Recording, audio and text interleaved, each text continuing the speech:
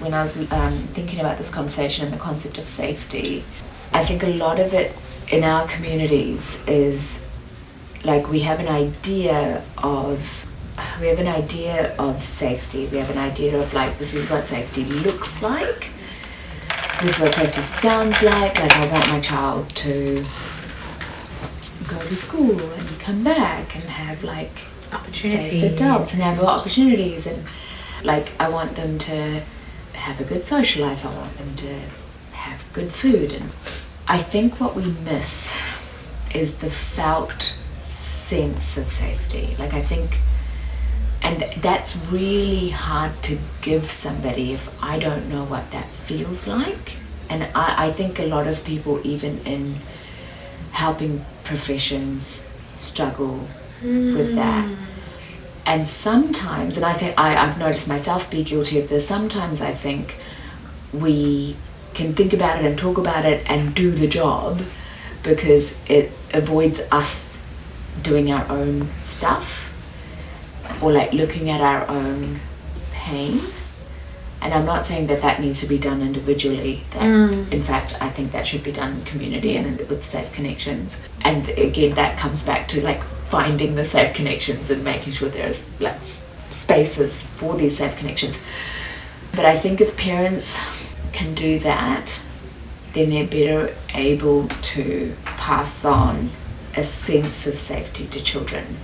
And when children are unsafe and they viscerally feel unsafe, they can tell the difference. Sometimes, like, I think it's confusing, for example, if like sometimes my mum says, just go hug your uncle. It's just your uncle. Go hug your uncle, you know. And then stuff happens with uncle.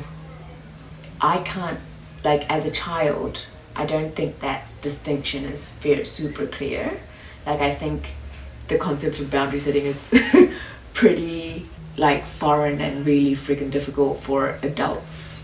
I mean, like, it's a whole different thing. I mean, especially adults who've like literally escaped a genocide, right? Like, what is boundary? What does boundary setting become in that context? Exactly. And especially when like you additionally have the pressure of how you carry yourself in the world, supposedly reflecting on your ancestry or your whole family, and like survivor's guilt, and like a whole heap of other stuff, you know, like and loss of identity, loss of language, and all of the stuff, and intergenerational trauma, you know, like on a physiological, like all of that.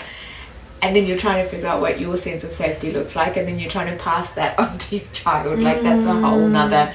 But I think the point I'm trying to make is that keeping kids safe means the parents need to feel safe. Like, safe adults who know what safety feels like, you know, in their bodies and their minds, you know, and if you believe in a soul on a soul level. And it doesn't mean that you're like walking around like a saint or something, but that we can work towards a sense of safety so that we can be unsafe and come back. We can be unsafe and come back, and we have a comparison point of like, this doesn't feel safe, and we can ideally be the safe person for a child. Like, this is kind of like a little bit off topic because it's not so much, maybe it's not prevention, but if something happens to a child, or even if it's pure instinct, if they feel like, I'm a little bit uncomfortable around this adult, you're their first safe person.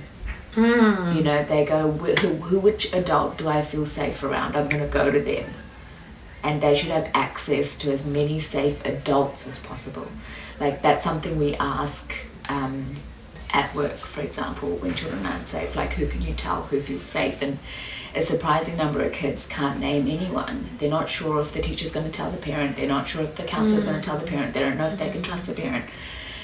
The person hurting them they will say, this is our little secret, and they can't identify a safe adult off the top of their head. And I think that should be a child's right.